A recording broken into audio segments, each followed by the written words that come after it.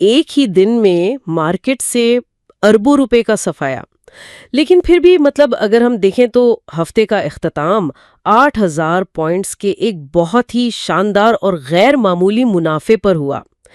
یہ مارکیٹ کا جو تضاد ہے نا، یہ کسی کو بھی الجھا سکتا ہے. بالکل، یہ واقعی ایک الجھا دینے والی صورتحال ہے. ہاں نا، کیونکہ اعداد و شمار ہمیں بتا رہے ہیں کہ کیس ای 100 انڈیکس میں ایک ہی دن کے اندر 1778.46 پوائنٹس کی نمایاں کمی ریکارڈ کی گئی، جو کہ مارکیٹ کا تقریباً 1.03% بنتا ہے. صحیح.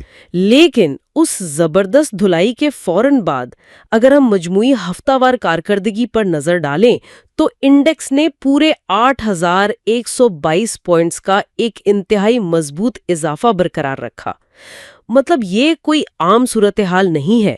تو جب اعداد و شمار اتنی متضاد کہانی سنا رہے ہوں تو میں سوچ رہی تھی کہ یہ سمجھنا بہت ضروری ہے کہ پردے کے پیچھے اصل کھیل چل کیا رہا ہے. دیکھیں، یہ تضاد دراصل اس بات کی نشاندہی کرتا ہے کہ مارکیٹ میں اس وقت دو بالکل مختلف قوتیں ایک ساتھ کام کر رہی ہیں. اچھا، دو مختلف قوتیں؟ ایک طرف تو وہ طویل مدتی رجحان ہے جس نے پورے ہفتے مارکیٹ کو 8,000 پوائنٹس اوپر دھکیلا، اور دوسری طرف وہ قلیل مدتی گھبراہٹ ہے یا کہہ لیں منافع خوری ہے جس نے صرف ایک دن میں انڈیکس کو لگ بھگ 1,800 پوائنٹس نیچے گرا دیا. تو اس ایک دن کی بڑی گراوٹ کی وجہ کیا بنی؟ اس کے پیچھے بنیادی طور پر جیو پولیٹیکل سطح پر سیز فائر کی خلاف ورزی کی رپورٹس کو ایک وجہ کے طور پر پیش کیا جا رہا ہے. جب بھی بین الاقوامی تنازعات کی خبریں آتی ہیں نا، تو مارکیٹ کا الگوریدم اور سرمایہ کاروں کے جذبات وہ فوری رد عمل دیتے ہیں. بالکل، وہ گھبراہٹ تو ہوتی ہے. لیکن اگر ہم مارکیٹ کے اندرونی میکینزم کو دیکھیں تو یہ خبر محض ایک بہانہ تھی. اصل محرک جو تھا وہ پروفٹ ٹیکنگ یعنی منافع خوری تھی. یعنی وہ بس ایک موقع ڈھونڈ رہے تھے. بالکل، چونکہ ویکنڈ سار پر تھا اور بڑے پلیئرز ایک بہت بڑا منافع سمیٹ چکے تھے پورے ہفتے میں، اس لیے انہوں نے سیز فائر کی خبر کو بس کیش میں تبدیل ہونے اور ویکنڈ سے پہلے اپنا سرمایہ محفوظ کرنے کے لیے استعمال کیا. غیر معمولی کیوں ہے؟ آپ والیومز والے ڈیٹا کی بات کر رہی ہیں؟ ہاں، مارکیٹ کے حجم میں پچھلے دن کے مقابلے میں 2% کا اضافہ دیکھا گیا. مجموعی طور پر 1,18 کروڑ شیئرز کا کاروبار ہوا، جس کی مالیت 434 ارب روپے تھی، جبکہ اس سے پچھلے دن یہ حجم صرف 1,16 کروڑ شیئرز تھا. صحیح. تو والیوم تو بڑھ گیا، لیکن سودوں یا ٹریڈز کی تعداد کم ہو کر 4,80,000 رہ گئی، جو کہ پچھلے دن 5,56,000 تھی.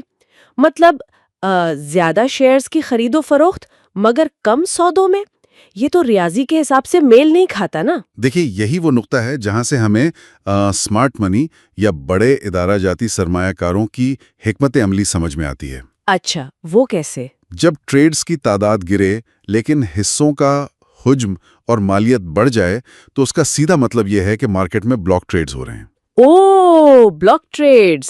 جی، یعنی چھوٹے ریٹیل انویسٹرز کے ہزاروں چھوٹے سودوں کے بجائے بڑے فنڈز یا ادارے ایک ہی سودے میں لاکھوں شیئرز کا تبادلہ کر رہے ہیں. یہ ویلز یا بڑے مگرمچھوں کی خاموش نقل و حرکت ہوتی ہے. واقعی؟ ہاں، جب یہ بڑے پلیئرز فیصلہ کرتے ہیں کہ اب منافع بک کرنے کا وقت آ گیا ہے تو وہ آہستہ آہستہ نہیں نکالتے پیسہ، بلکہ بڑے حجم میں مال نکالتے ہیں. اسی لیے ہمیں ٹریڈز کم لیکن بیچے گئے شیئرز کی تعداد اور مالیت اربوں میں نظر آئی. یہ ریٹیل انویسٹرز کی گھبراہٹ سے زیادہ بڑے مگرمچھوں کی سوچی سمجھی ایگزٹ اسٹریٹجی تھی. بالکل ایسا ہی ہے.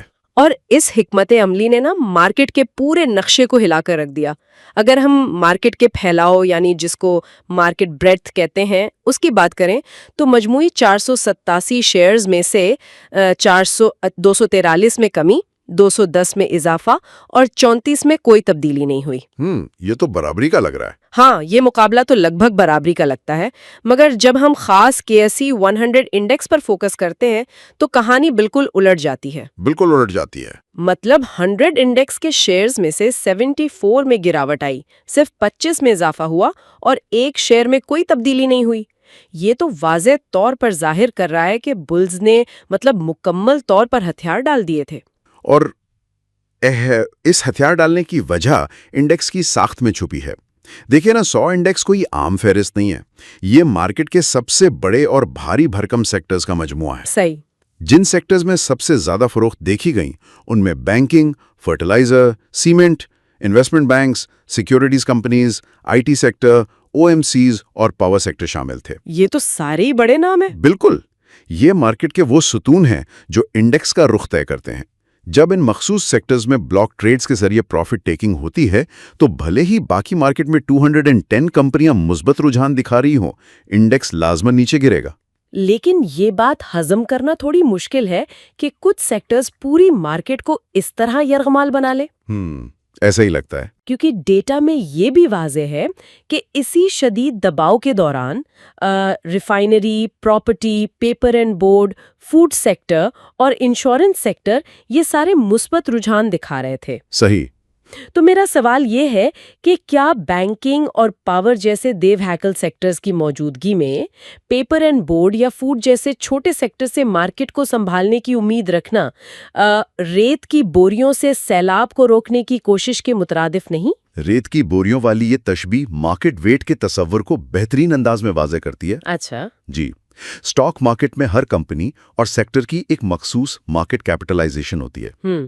फर्ज करें बैंकिंग सेक्टर का इंडेक्स में वजन 20% है, जबकि पेपर एंड बोर्ड का वजन शायद बमुश्किल 1 या 2% हो।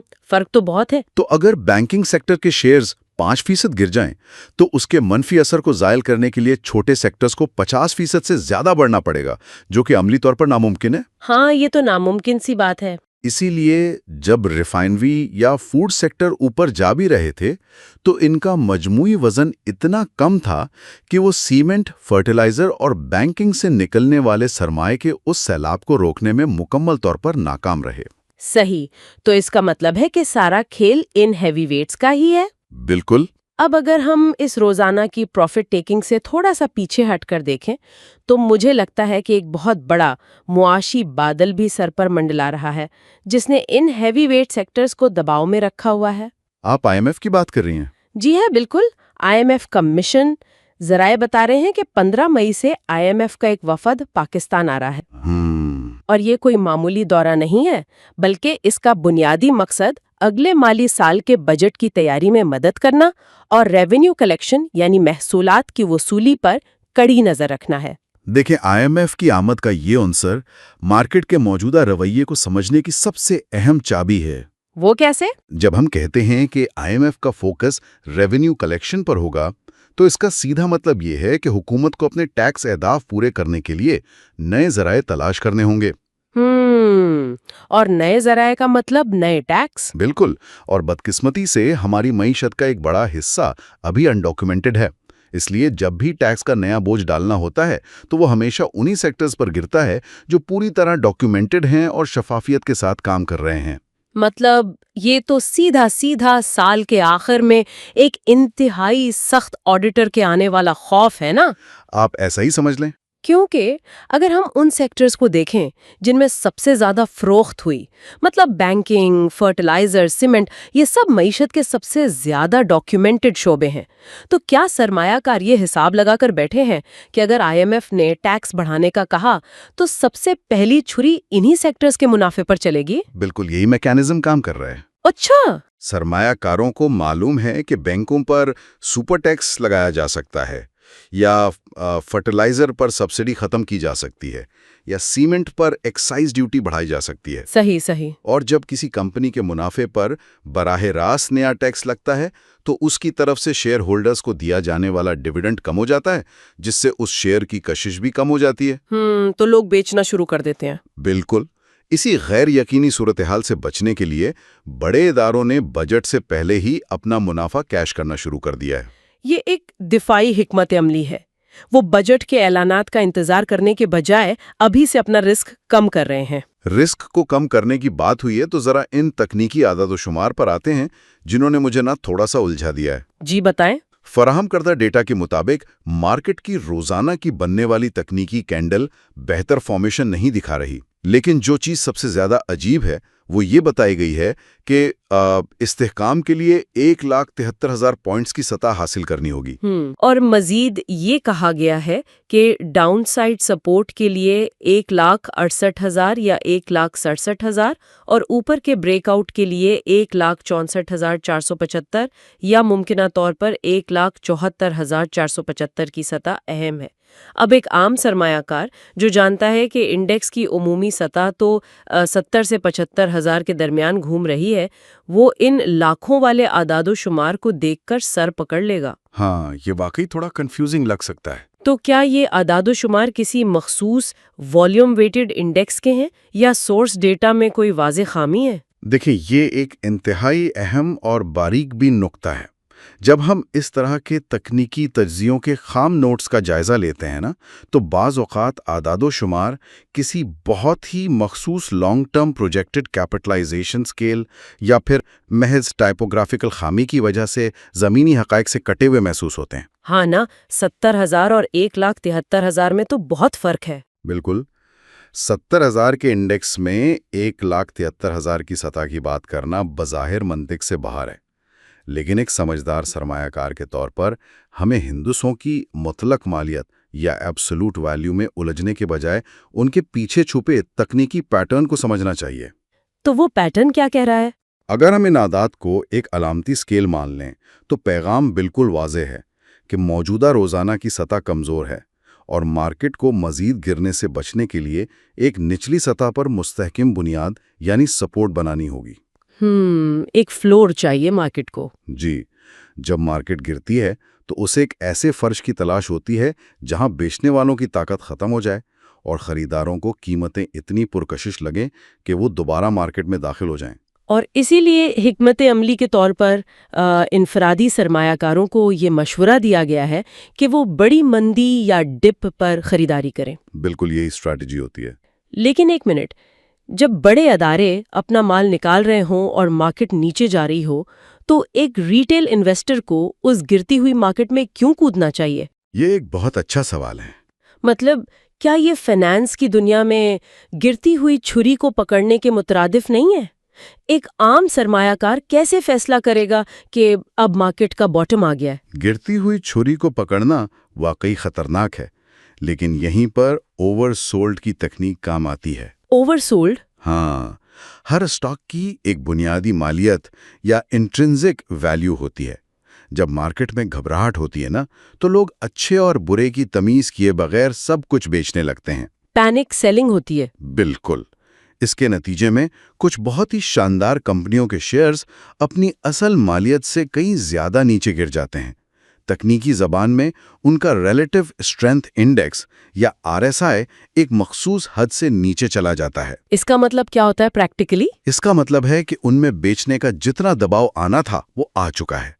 اب وہ ایک ایسی دبی ہوئی سپرنگ کی طرح ہیں جس پر سے اگر تھوڑا سا بھی دباؤ ہٹے تو وہ پوری قوت سے واپس اچھلیں گے۔ اچھا، تو یہ ہوتا ہے اوور سولڈ۔ جی، تو ڈپ پر خریداری کا مطلب اندھا دھند خریدنا نہیں ہے، بلکہ صرف ان مخصوص اوور سولڈ شیئرز کو ان کی مضبوط سپورٹ پر خریدنا ہے۔ زبردست۔ تو پھر چلیں ان دبی ہوئی سپرنگز یعنی اوور سولڈ سٹاکس کی اس فہرست کو ڈیکوڈ کرتے ہیں جو آج کے ڈیٹا میں خاص طور پر نمایاں کی گئی ہے۔ ہاں، وہ 8 شیئرز والی فہرست۔ بالکل، اس میں 8 ایسے شیئرز کی نشاندہی کی گئی ہے جو اس وقت تکنیکی لحاظ سے شدید دباؤ کا شکار ہو کر انتہائی نچلی سطح پر آ چکے ہیں۔ اگر ہم انہیں سیکٹرز کے حساب سے بانٹیں تو سب سے پہلے IT سیکٹر کا جوڑا نظر آتا ہے، سپر نیٹ ٹیکنالوجی جس کو فہرست میں پہلے نمبر پر رکھا گیا ہے، اور آکٹوپس ڈیجیٹل۔ تو کیا IT سیکٹر کو بھی وہی IMF کا ڈر ستا رہا ہے؟ دیکھیں، IT سیکٹر کی کہانی تھوڑی مختلف ہے۔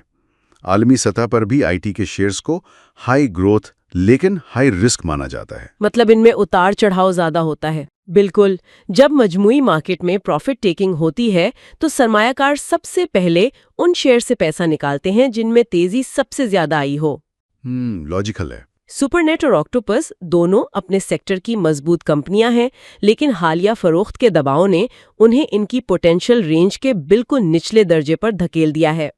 اس کا فائدہ یہ ہے کہ ان میں مزید گراوٹ کا رسک اب قابو میں ہے، جبکہ اوپر جانے کی گنجائش بہت وسیع ہو چکی ہے۔ صحیح۔ پھر اگر ہم انڈسٹری، انرجی اور مٹیریلز کی بات کریں تو چوتھے نمبر پر ایکھو یعنی اینگرو پالیمر شامل ہے۔ اس کے ساتھ ہی پاور سیکٹر کا ہیوی ویٹ کوٹ ادر پاور کمپنی یعنی کیپکو، سٹیل اور کاسٹنگ سیکٹر سے کارپوریشن کاسٹنگ یعنی CSC اور LPGL کا نام بھی شامل ہے۔ مطلب یہ سارے وہ سیکٹرز ہیں جن کا براہ راست تعلق معاشی پہیے اور انڈسٹریل ڈیمانڈ سے ہے۔ بالکل، اور ان کمپنیوں کے اوور سولڈ ہونے کی ایک ٹھوس وجہ موجود ہے۔ وہ کیا؟ انڈسٹریل ڈیمانڈ، توانائی کی قیمتوں اور روپے کی قدر کے حوالے سے غیر یقینی صورتحال نے ان شیئرز کو مسلسل دباؤ میں رکھا ہوا ہے، خاص طور پر پاور سیکٹر کو، ہے نا؟ جی۔ کپکو جیسے پاور شیئرز عام طور پر ڈیویڈنڈ کے لیے پرکشش مانے جاتے ہیں، لیکن گردشی قرضوں کے مسائل انہیں دباتے ہیں۔ ہاں، سرکولر ڈیٹ تو بہت بڑا مسئلہ ہے۔ تاہم جب اس طرح کے مستحکم کیش فلو والے شیئرز اپنی تاریخی کم ترین سطح پر آ جائیں تو وہ ویلیو انویسٹرز کے لیے ایک زبردست موقع بن جاتے ہیں۔ ان کی موجودہ پٹائی دراصل ان کے اندر چھپے رسک کو متوازن کر چکی ہوتی ہے۔ زبردست۔ اور آخر میں بینکنگ سیکٹر سے دو بڑے نام اس فہرست کا حصہ ہیں، بینک مکرمہ BML اور بینک آف پنجاب BOP۔ ابھی تھوڑی دیر پہلے ہم نے بات کی کہ بینکنگ سیکٹر پر نئے ٹیکسز کا سب سے زیادہ خطرہ ہے۔ بالکل، ہم نے یہی ڈسکس کیا تھا۔ تو کیا ان دونوں بینکس کا اس اوور سولڈ لسٹ میں ہونا یہ ثابت کرتا ہے کہ سرمایہ کاروں نے متوقع ٹیکسوں کا سارا ڈر ان کی موجودہ قیمتوں میں پہلے سے ہی پرائس ان کر لیا ہے؟ آپ نے اس پوری فہرست کا نچوڑ نکال لیا ہے۔ اچھا، واقعی؟ ہاں، دیکھیں، مارکیٹ ہمیشہ مستقبل کی خبروں پر چلتی ہے۔ بینک مکرمہ اور بینک آف پنجاب کا اس اوور سولڈ زون میں کھڑے ہونے کا مطلب ہی یہی ہے کہ IMF کے آنے والے بجٹ اہداف اور ممکنہ ٹیکسوں کا جتنا بھی برا اثر ان پر پڑ سکتا تھا وہ ان کی موجودہ قیمتوں میں ایڈجسٹ ہو چکا ہے۔ مطلب اب گرنے کی گنجائش کم ہے۔ بالکل۔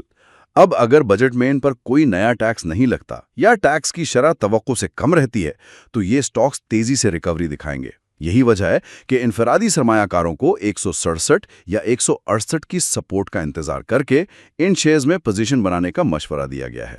تو اس سارے گہرے تجزیے کا خلاصہ یہ ہے کہ انڈیکس کی اس روزمرہ کی گراوٹ یا ہفتہ وار شاندار اضافے کے درمیان جو تضاد ہے وہ دراصل سمارٹ منی کی جانب سے کی جانے والی ایک ایڈجسٹمنٹ ہے۔ بالکل۔ مارکیٹ کے اتار چڑھاؤ کو محض ایک نمبر گیم کے طور پر دیکھنے کے بجائے ہر سرمایہ کار کو چاہیے کہ وہ جیو پولیٹیکل خبروں اور خاص طور پر 15 مئی کو آنے والے IMF مشن جیسی خبروں کی تہہ تک پہنچے۔ صحیح بات ہے۔